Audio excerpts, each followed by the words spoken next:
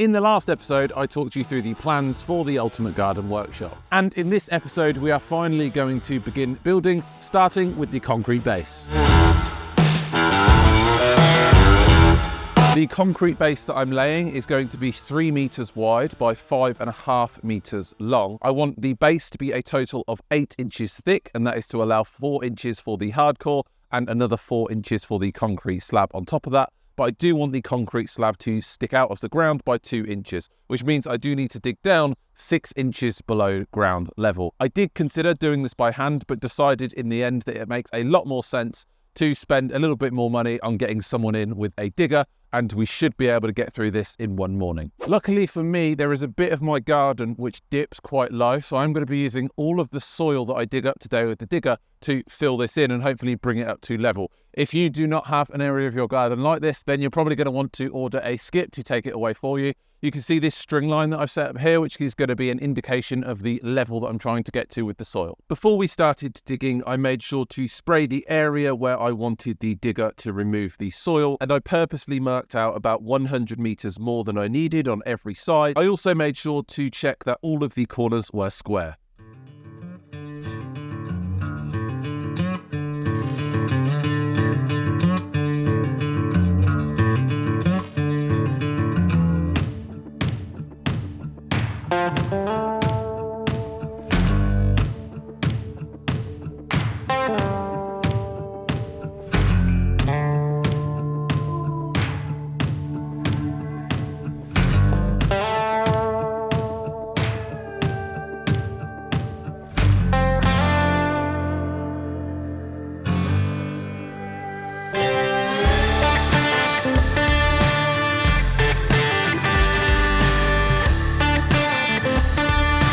I think we're low in this cup, like too low.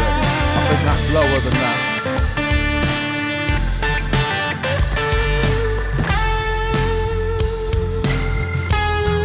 So you can see here, everything that we've dug out has actually created a lot more soil than you would have thought. So whilst the digger's here, we are actually going to track all of this in to try and bring it down a bit. But now we are just using the digger to dig a big hole for the soakaway. We need to make sure the soakaway is 5 meters away. Once we've dug that hole, we will fill in a layer of gravel just to make sure that it is level. We will put the soakaway crate in there, wrapped in a taram, which is a type of weed fabric. Once we've done that, we will connect the soakaway crate to the drainage of the workshop using a piece of soil pipe, making sure that it has a decent fall on it. A soakaway is a water drainage system, and the only reason I've put this in is because I do have a bit of an issue with water resting on the surface of my lawn, and I knew that by building a large workshop, I would be adding to that problem. You certainly do not need to put one of these in if you do not experience issues with drainage, but it did make sense to add one of these in whilst the digger was here, and it will also have the added benefit of feeding nicely into the guttering once I've set that up. Hiring that digger meant we got through everything in just one morning. Unfortunately, we did get a lot of rain as we were packing away, so I didn't get any footage of that. But this is what my garden looked like after everything was done. And as we're still in March, I've also decided to take advantage of this nice weather today. I bought myself this box of grass seed, and I'm going to use it over the area of soil that the digger removed. The first thing I'm going to need to do is just rake over the area just to make sure the soil is nice and fluffy, and then I'll evenly space this seed on top. I'll keep you guys up to date with how this progresses throughout the workshop build. Oh, I'm just seeding my grass again. So yesterday we dug a big hole in the ground, and now we are ready to fill this hole with 5 tons of type 1 hardcore. Looking at this diagram, I knew that I needed 100 millimeters of hardcore, covering an area of 5.7 meters by 3.2 meters. There are several calculators online that allow you to quickly work this out, and I'll have the link to the one that I use in the description below. And if you were wondering, this is what 5 tons of hardcore looks like. Luckily, I didn't have to move it alone. I did have 2 friends helping me out for the entire day. And unfortunately, my house does sit on the top of a little hill, so every single wheelbarrow needed to be pushed up this. Come on! In the end, we moved the first half of hardcore in just over 1 hour. We now just need to get the compactor out and make sure that this is all compacted before putting in the other half. For this, we're going to be using this compactor. It's a little petrol compactor by Evolution. It's plenty for what we need. So we're going to go over in each direction. I think you're meant to do it 7 times. I read somewhere online. And once we've done that, we will move the other half of the hardcore into place.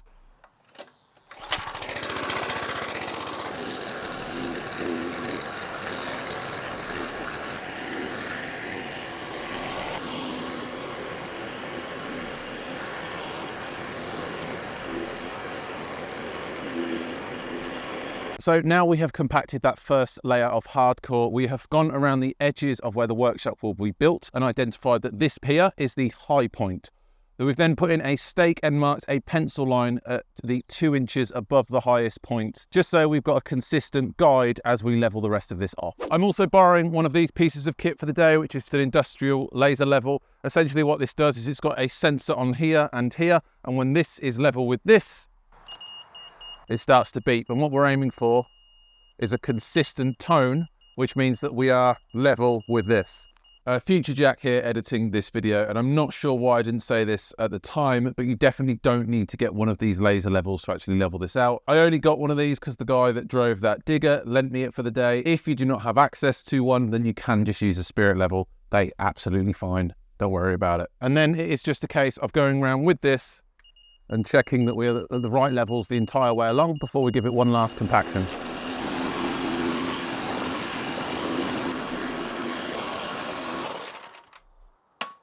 Okay, so after 4 hours of moving hardcore and compacting for probably another hour, the hardcore is now down. I'm pretty confident that it's mostly level. From checking on the laser level, it's all within about 15 millimeters of itself. And any slight imperfections I'll get out with the layer of sand that goes on top of this. The next thing I need to do is build the frame using 2x4s around the outside. So yeah, let's crack on. To do this, I have ordered myself these 2x4s. Now I couldn't find anywhere that stocked these in 5.5 meter lengths. So the first thing I'm doing is actually joining 2 of these lengths to make up the longest side. Now, because I'm doing this on my own, I am using 2 clamps on the width of these, and that's really just to make sure that as I screw these together, this is going to actually form one completely straight length of timber.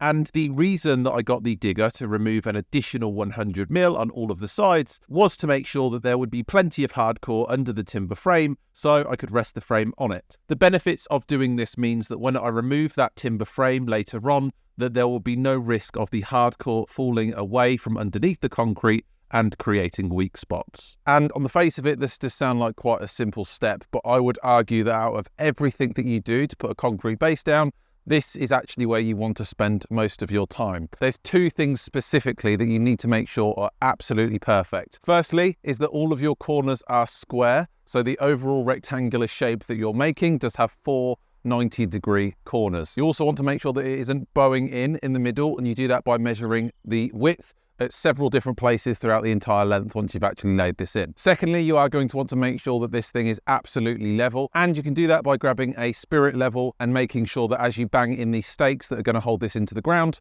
that bubble is sat right in the center. Yes, look at that. Perfect. Right, so now I've screwed this length in, I can see that this piece of timber here isn't quite level. It's showing that it wants to come up about 1 inch on that end. So I'm going to lift at the end and then scrape a bit of hardcore under it just to get the level. And then I'll make sure that this is nicely secured just so it doesn't go anywhere when I pour the concrete. And before I put the last side of the frame on, I've decided that I'm going to move some of the sand in here just so I do not keep knocking it as I go over it. Now, the only reason that you actually put a layer of building sand on top of the hardcore is to make a barrier that will prevent your damp-proof membrane being pierced. If you don't do this and your damp-proof membrane does get a hole in it, then you will be letting moisture through, which negates the purpose of having the damp-proof membrane there overall. In my diagram here, I've said allow for 25 millimeters, but you might find that you don't actually need this. Really, it's just to give you a flat area. 5, 6, 4. I've just been measuring the long edges of the frame that I've built so far, and for reasons that I do not yet understand, there is a slight discrepancy between the length. It's looking like this length here, so from that corner to that corner, is 10 mil longer than the other corner to that corner there. So I'm going to do what most people should do in this situation. Dad, I need your help. Luckily, my dad rocked up with this building square. It turned out that one of the side lengths of timber was about 10 mil out. So I used some packers to bring that back in a little bit and then screwed on the front side of the frame. And with the frame finished, we moved in the rest of the building sand and used this DIY rake to get everything roughly even. So as you can see behind me, we are now just compacting that layer of sand. We've checked every single corner 3 times. We've also measured the distance across in several areas, and this is bang on. So we're happy, it's good. Now that the sand is compacted, we are ready to put the damp-proof membrane on this. I'm not going to do that yet because we are forecast rain for the next few days. And if I put it down, I will essentially have made myself a very shallow swimming pool. So I'm going to do that just before the concrete arrives at the weekend. Several long days later. Now the time at the moment is 8:20 and I have 2 meters of concrete turning up at 10 o'clock. So I need to get this polythene down and put these steels in the next 1 hour and 40 minutes. So I'm going to just crack on with it.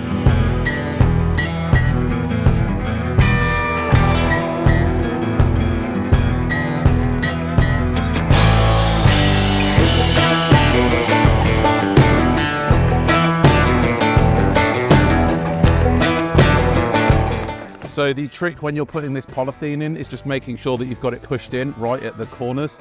So when you actually pour your concrete, you're not going to have any weak spots where it's not as deep. So we have just gone around taking our time and just make sure this is really nicely pushed in into all of the edges.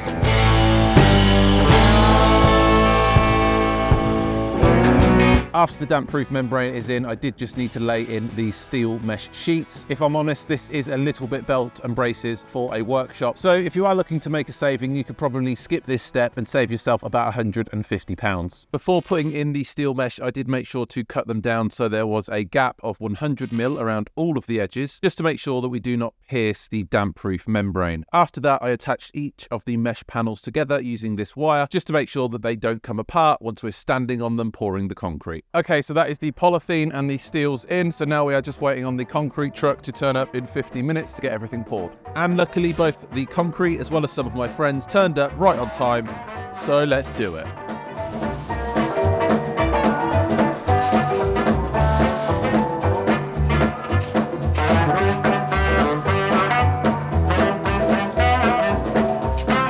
So you can see that I'm working really hard tamping out this concrete. I don't know who these people are, they just turned up. Yeah, that looks good, that.